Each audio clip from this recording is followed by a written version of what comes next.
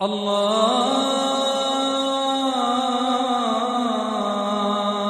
أكبر. أعوذ بالله من الشيطان الرجيم. بسم الله الرحمن الرحيم. ألف لام ميم ذلك الكتاب لا ريب فيه هدى للمتقين. صدق اللہ العظیم.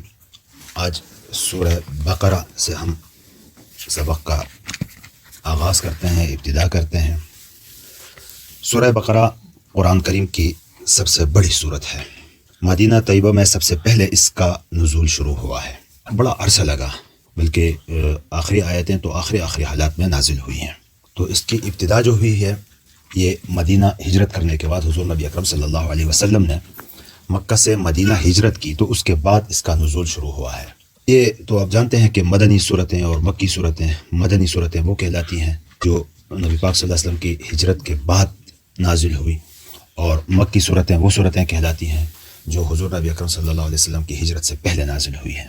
اب مدنی صورت میں چاہے وہ فتح مکہ کے بعد مکہ میں ہی نازل ہوئی ہوں، تب بھی وہ مدنی ہی کہلاتی ہیں. جیسے کہ اسی سورہ بقرہ کی چند آیتیں فتح مکہ کے موقع پر نازل ہوئی تھی، فتح مکہ کے بعد نازل ہوئی، لیکن وہ بھی مدنی ہی کہلائیں گی.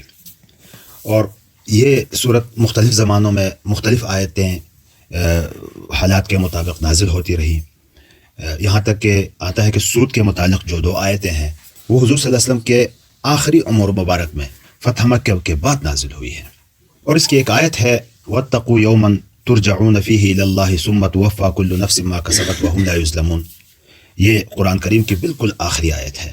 تو 10 ہجری اور 10 ذی الحجہ کو مینا کے مقام پر نازل ہوئی، جب حضور صلی اللہ علیہ وسلم حج کے فرائض انجام دے رہے تھے. اور اس کے بعد تقریباً کوئی وحی کا سلسلہ رک گیا، اور آپ صلی اللہ علیہ وسلم اس دنیا سے پردہ فرما گئے کوئی 80 یا 90 دنوں کے بعد. ان 3 مہینے کے لگ بھگ کا عرصہ لگا اور آپ علیہ السلام اس دنیا سے رحلت فرما گئے. اس صورت میں کل 286 آیتیں ہیں، اور کل کلمات کا حساب لگایا گیا ہے کہ 2221 کے لگ بھگ اس کے کلمات ہیں، اور حروف 25500 کے لگ بھگ اس کے حروف ہیں اس صورت کے. اور قرآن کریم کی جو سب سے طویل آیت مدائنہ کہتے ہیں، دین کے متعلق، قرضے کے متعلق جو حکم ہے، سب سے لمبی آیت، طویل آیت، وہ بھی اسی صورت میں ہے. اس کو سورہ بقرہ کیوں کہا جاتا ہے؟ چونکہ آیت نمبر 67 تا 73 بقرہ کا ذکر ہے، اس لیے اس صورت کا نام سورہ بقرہ رکھا گیا ہے. بقرہ عربی میں گائے کو کہتے ہیں، تو گائے کا ایک واقعہ اس میں آیا ہے، وہ ہم انشاءاللہ پڑھیں گے. تو اس وجہ سے اس صورت کا نام سورہ بقرہ. یہ نام جو صورتوں کا ہے جو مشہور ہوا تھا وہی اس کا نام رکھا گیا ہے. مثلا اس زمانے میں کہا جاتا کون سی صورت؟ وہی صورت جس میں کہ گائے کا ذکر ہے، تو اس کے بعد اس کا نام سورہ بقرہ رکھا گیا. اس صورت میں بنی اسرائیل کا ایک واقعہ بیان ہوا ہے جس میں انہیں اللہ کی طرف سے گائے ذبح کرنے کا حکم دیا گیا تھا، تو اسی مناسبت سے اس کا نام سورہ بقرہ رکھا گیا ہے. سورہ بقرہ کو یہ نبی پاک صلی اللہ علیہ وسلم کے چند ارشادات ہیں، وہ میں عرض کر دوں کہ فرمایا کہ سورہ بقرہ پڑھا کرو، کیونکہ اس کا پڑھنا برکت ہے، اس کا چھوڑنا حسرت اور بدنصیبی ہے، اور اہل باطل اس پر قابو نہیں پا سکتے. اہل باطل قابو نہیں پا سکتے کا مطلب یہ ہے کہ جادو کرنے والے اگر جادو کریں تو سورہ بقرہ جو زیادہ پڑھتا ہے تو اس پر اس کا اثر نہیں ہوگا انشاءاللہ. حضرت عبداللہ بن مسعود رضی اللہ تعالیٰ عنہ نے فرمایا کہ سورہ بقرہ کی 10 آیتیں ایسی ہیں کہ اگر کوئی شخص ان کو رات میں پڑھ لے، یہ غور سے سنیں، اگر کوئی شخص اس کو رات میں پڑھ لے 10 آیتوں کو، تو رات کو جن شیطان گھر میں داخل نہیں ہوگا، اور اس کو اور اس کے اہل و عیال کو، اس کے گھر والوں کو اس رات میں کوئی آفت، بیماری، پریشانی، رنج وغیرہ نہیں ہوگا، یا کوئی بھی ناگوار حالت اس پر پیش نہیں آئے گی. اور اگر یہ آیتیں کسی ایسے شخص پر پڑھی جائیں جن کے دماغ پر کچھ اثر ہوا ہو، مجنون ہوا ہو، تو اس سے بھی افاقہ ہوگا. وہ 10 آیتیں کون سی ہے؟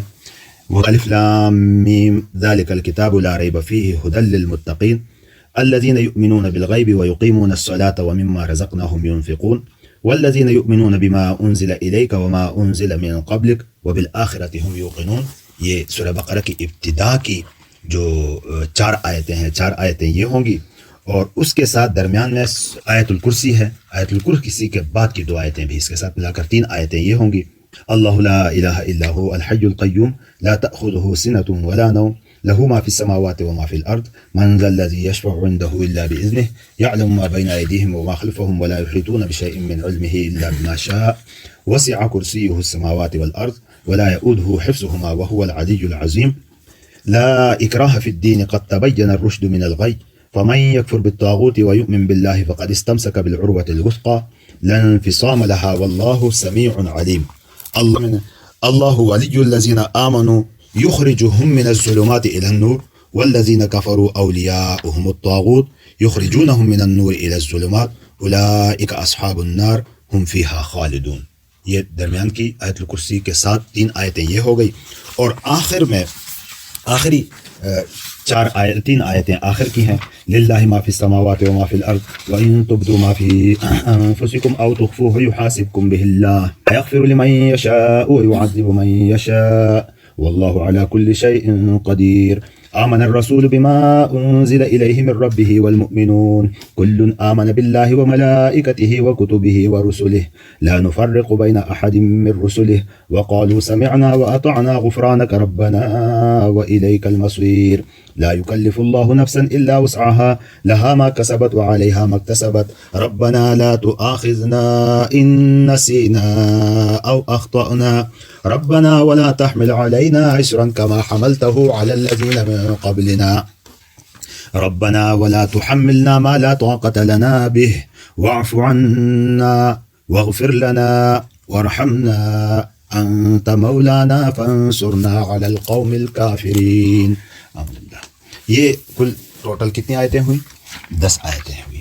ان 10 آیتوں کے پڑھنے والے کے بارے میں حدیث مبارکہ میں کیا آتا ہے کہ جو رات کو پڑھے تو اس رات اس گھر میں شیطان داخل نہیں ہوگا, جن داخل نہیں ہوگا, کوئی آفت, کوئی مصیبت, کوئی رنج, ناگوار چیز پیش نہیں آئے گی. تو اس لیے ان کا اہتمام کرنا چاہیے ہم سب کو کہ ہم سب اس کا اہتمام کریں.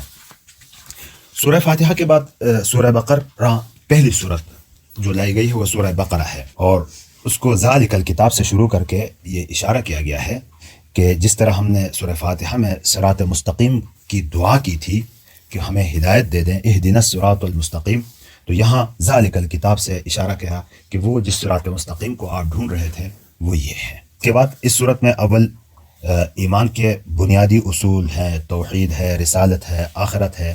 اجمالی طور پر آخر صورت میں پھر مفصل طور پر ایمان مفصل بیان کیا گیا ہے. دین کا خلاصہ ہی یہی ہے کہ ایمان اور اعمال ہوں, ایمان اور اعمال صالحہ ہوں, اور ایمان کے اعتبار سے پھر لوگوں کے 3 گروہ ہیں. ان کا ذکر ہے کہ پہلے مومنین جو ایمان لانے والے, دوسرے وہ جو نہیں مانتے تو کافر ہیں, کفار ہیں, تیسرا گروہ وہ جو ظاہر تو ایمان کا دعویٰ کرتا ہے اور اندر سے وہ کافر ہیں تو منافقین ہے. ان گروہوں کا ذکر کیا ہے.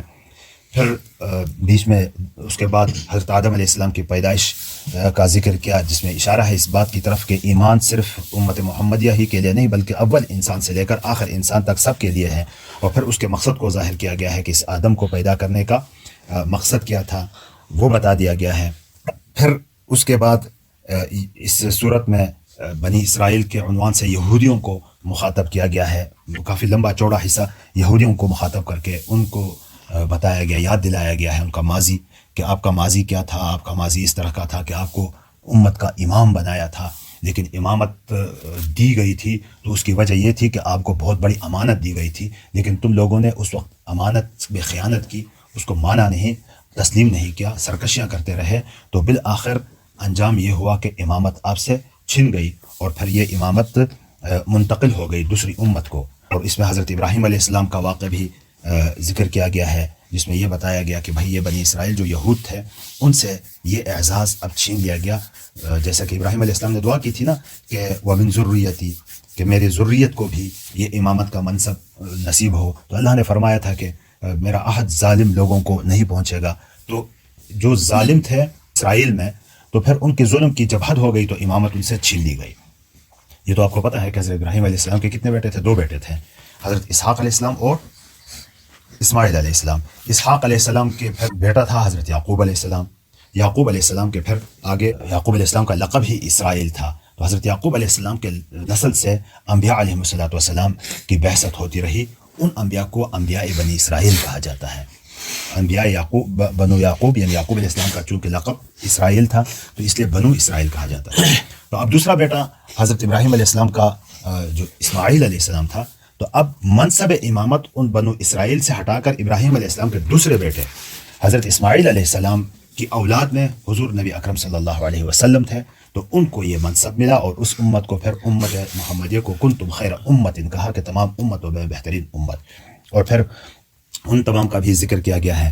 اور ذکر کرنے کے بعد یہ ایک قسم کا بتا دیا گیا کہ آپ کو جو یہ امانت ہے اس امانت میں جب تک آپ اس امانت کے ساتھ رہیں گے تو آپ بھی خیر امت میں شامل ہوں گے. اور بنو اسرائیل کے واقعات کا ذکر کرنے کا بھی مقصد یہ ہے کہ وہاں ان لوگوں نے سرکشیاں کی تو ان کا کیا انجام رہا. بہرحال تو یہ تذکرہ اس سورہ بقرہ میں آپ کو ملے گا. آگے تحویل قبلہ بھی اس میں آئے گا کہ قبلہ کو تبدیل کیا گیا.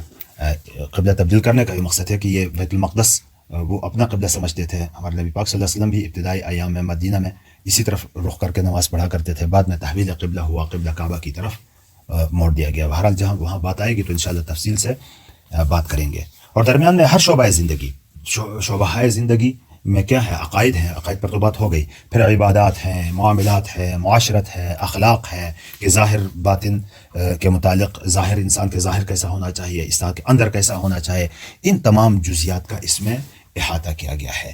تو گویا کہ اس صورت میں دین کے تمام اہم امور کا ذکر کیا گیا ہے جن کو ہم اسلام کہتے ہیں، دین کہتے ہیں، جو کہ مجموعہ ہے ان 5 چیزوں کا کہ عقائد ہوں، عبادات ہوں، معاملات ہوں، معاشرت ہوں، اخلاق ہوں. تو ان تمام کا اس میں ذکر کیا گیا ہے. تو انشاءاللہ جیسے جیسے آگے پڑھتے جائیں گے ان پر تفصیل سے بات ہوتی رہے گی. آج کا سبق میرے خیال سے اتنا ہی کافی ہے کہ سورہ بقرہ کا یہ تعارف تھا.